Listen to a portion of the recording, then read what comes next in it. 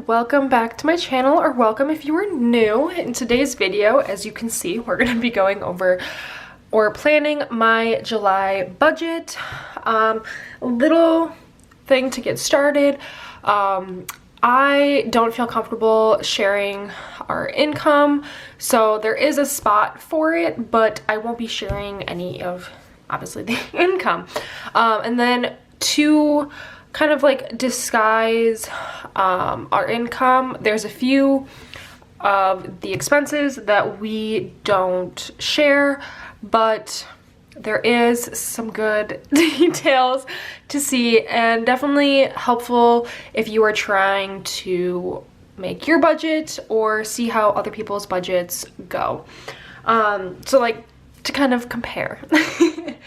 So to start off, if you guys are not new and you've seen my June budget, I created it on a printable, one of my printables, and then because I was waiting for my planner to come in, and so you haven't seen the like new setup, but that'll be, I think, the next video you'll be seeing, because this will be going up on a Friday, and I believe that is the Tuesday video. So anyways, where I'm going with that is this is exactly how, well, not exactly, it's pretty similar to how the June budget is set up. June is blue, and I felt like July, this is like an orangish red color. It's picking up a little bit different on camera, but yeah, that for the June budget, we had fixed, variable, and savings. We didn't have like a debt section, and I had the debt section kind of like spread out between the other accounts or sections, categories. That's the word I was looking for. But I felt like it was best to kind of separate it, because technically they're all fixed debts, but because we might have extra income and we might throw it towards one of those debts, or especially with the Home Depot and my savings challenge videos, that those are kind of based on how much we make that month, and what expenses come up and all of that fun stuff, that I just felt like separating it and giving it a budgeted category, and then the actual would be helpful.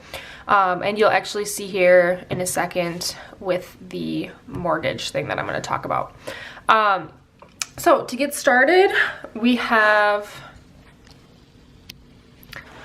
subscriptions.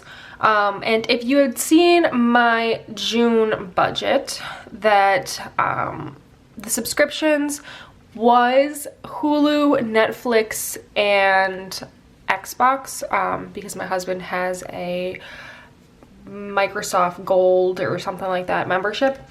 But then to save space and kind of just make it like easier, I also included my Adobe subscription as well as both of our gym memberships. So with that balance will come to $122.50. It also has the car wash. I don't think I mentioned that, because that is what is causing the 50 cents, because the car wash is $26.50. I know that that's not like a common thing, and honestly, some of you might not even know what the heck I'm talking about, but in our area, there is a car wash that has a monthly subscription that you get unlimited washes if you pay a certain price, and so that is what I mean by car wash. And then for Verizon, our bill is $136. Internet is $65, which I actually have to look into that, because the last time we paid it, it was $70 something, and I don't know if it was like a late fee or what, and I want to say like we're on time with all of our bills. I just want to like put this out there. We're on time with all of our bills, but recently a lot of our bills, all of our, or most of our bills are on a credit card, and then we like put money towards that credit card every month to pay it off, and it's just for our bills that we put on the credit card. But we recently, like, I lost my credit card, so then they had to cancel that one. We got a new card, and everything was supposed to transfer over, but a lot of things didn't transfer over. And so we were getting like notifications like, hey, your payment got declined, and like that kind of stuff. So I think that might have been one of the ones that got affected by that. But if not, our internet has gone up, and that makes me sad.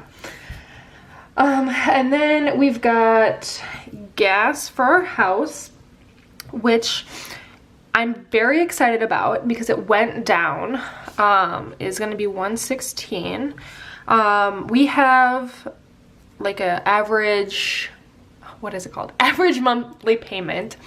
And it was $180, and I recently, for June, noticed the payment was only $116, and so I looked into that, and apparently they look into it every 3 months.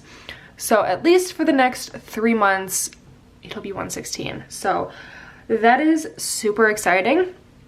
And then we have our fund money, which is both Dalton and I's money that basically we say, hey, you get this much money, go do whatever the heck you want with it, no questions asked. That includes both Dalton and I's fund money, but I'm not going to share that much, or I'm not going to share that total. So then moving on to eating out, which in the June budget, we previously had it labeled as together, and we had kind of that category as any time that Dalton and I go out to eat together, we go do something fun that like it comes out of that account. And we recently like split that into two because the majority of what we were doing was eating out. So we had the majority go to eating out, and then we have a small amount that's going to our entertainment sinking fund, which will be used for like if we decide to drive somewhere for the weekend, or if we want to go do something one day, like kind of like a date night kind of thing. So yeah, that got switched around to kind of make it more accurate of what it actually is. And as you can see for the variable expenses that I have week over here, so starting in July, that we are going to be budgeting monthly versus by paycheck. And so I just put little like check marks next to the things that we do need on like a weekly or bi-weekly basis, so to fund them not all at the beginning of the month. And so like eating out, groceries, and gas for our car, we need kind of like on a rotating schedule, as opposed to pets and electricity are like a one-time expense. So yeah, eating out is one of the ones that I also do not share. But then we've got groceries, which I'm scared to write this number down because based on June's groceries, we're gonna be over budget on this. But that's what I'm budgeting, is only $600 to groceries. And that would be $150 per week. We were doing pretty good for like a couple weeks there. But we also bought a decent amount of like toiletries. I don't know why I couldn't think of that word. So we bought a lot of like soaps and shampoos, and I bought Band-Aids, some vitamins, like that kind of stuff, which I don't have like a separate category for. I also bought like toilet paper and paper towels, basically non-edible groceries. And so that might have something to do with that, but I don't have like a separate category. I might end up eventually separating those, but for right now, $600 is for groceries, and hopefully we will be able to do that. And then we have gas for our cars, which is $200. And then we've got pets, which is $230. Electricity, we have $470, which I have mentioned in the past video. We have a AC unit that's too small for our house and also is very inefficient. And so it runs for like, I think like the past couple of days, it's ran for like 20 hours. And that's like absolutely insane. And so like the last couple of months, it's been like our electricity bill has been like $250-ish. But I do know last summer when we moved in that it was like this much, and I budgeted, or like I estimated our electricity bill based on the majority of June, like energy usage, and it might actually be more than $470. So moral of the story is we are quickly trying to save for a new AC unit, and we got someone to come out a couple days ago to kind of give us estimates for different options, and we're waiting for them to give us those estimates. But yeah, that $470 is a lot of money, and we have like a pretty like solid size house. I wouldn't say it's big, but I also wouldn't say it's like average, or like maybe it's average, I don't know. But anyways, the electricity bill isn't due to the size of our house. It is due to the bad AC unit. So hopefully that will go down here soon. One, with the weather getting colder, or cooler, I guess, not colder, and two, with us changing our AC unit. Yeah. And then moving on to debt that we have. This was kind of what sparked the whole like debt section. We have, with us changing over to monthly budgeting, that the June 30th paycheck will be paying for July, or like part of July. And with that, the second half of our mortgage payment was supposed to come out of that. So we would technically be behind half of a mortgage payment. So we are going to see if we can pay over the course of July, obviously not just our first paycheck, if we're able to pay 1.5 of our mortgage payments, so that way it is like on correctly. But that is another one of those things that unfortunately I do not share. But we've got my Corolla, which is $296, and that one is most likely going to be what we actually pay for that. It has a pretty low interest rate. I mean, it's a lot of money per month, but I don't know why, but it doesn't annoy me. Unlike the other two debts that we have that we're actively paying on.